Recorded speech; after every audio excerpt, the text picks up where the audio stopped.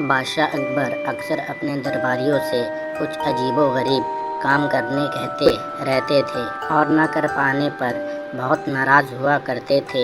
एक दिन भरे दरबार में उन्होंने बीरबल से कहा, बीरबल, मैं चाहता हूँ कि तुम अपने कल्पना शक्ति का इस्तेमाल करके ऐसा चित्र बनाओ जिसे देखकर मैं खुश हो जाऊँ। बीरबल को चित्रकारी नहीं आती थी। वो अकबर से बोला, हुजूर, मैं तो आपका मंत्री हूँ, मैं कैसे चित्र बना सकता हूँ, मुझे तो चित्रकारी आती ही नहीं है। बीरबल के जवाब पर अकबर नाराज़ होते हुए बोले, मैं कुछ सुनना नहीं चाहता, तुम्हें हर हाल में मेरा हुक्म मानना होगा।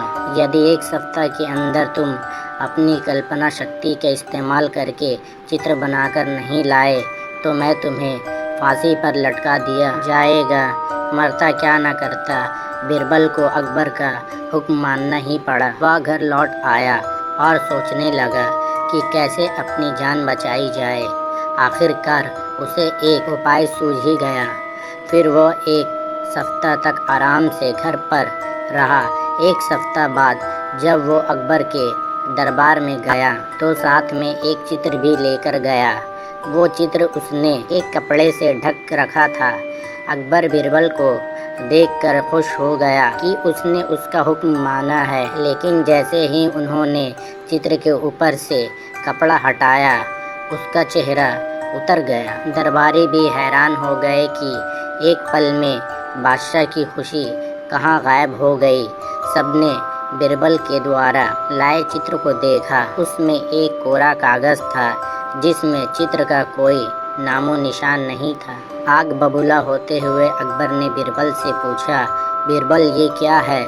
बीरबल बोला, हुजूर, आपका हुक्म बजाकर लाया हूँ। अपना कल्पना शक्ति का पूरा इस्तेमाल कर मैंने ये चित्र बनाया है। ये कोई चित्र है? क्या बनाया है तुमने? अकबर अब भी गुस्से में थे। हुजूर, ये घास खाती गाय का चित्र है, बीरबल ने विनम्रता से जवाब दिया।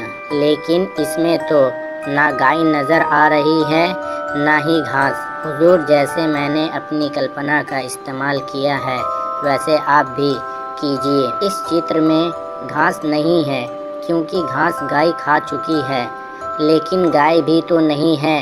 हुजूर, घास खाने के बाद भला गाय यहाँ क्या करेगी? वह भी चली गई है, बीरबल मासूमियत से बोला। ये सुनकर अकबर जोर से हंस पड़े और उनका गुस्सा काफूर हो गया। उन्होंने बीरबल को उसकी अक्लमंदी के लिए पुरस्कृत किया।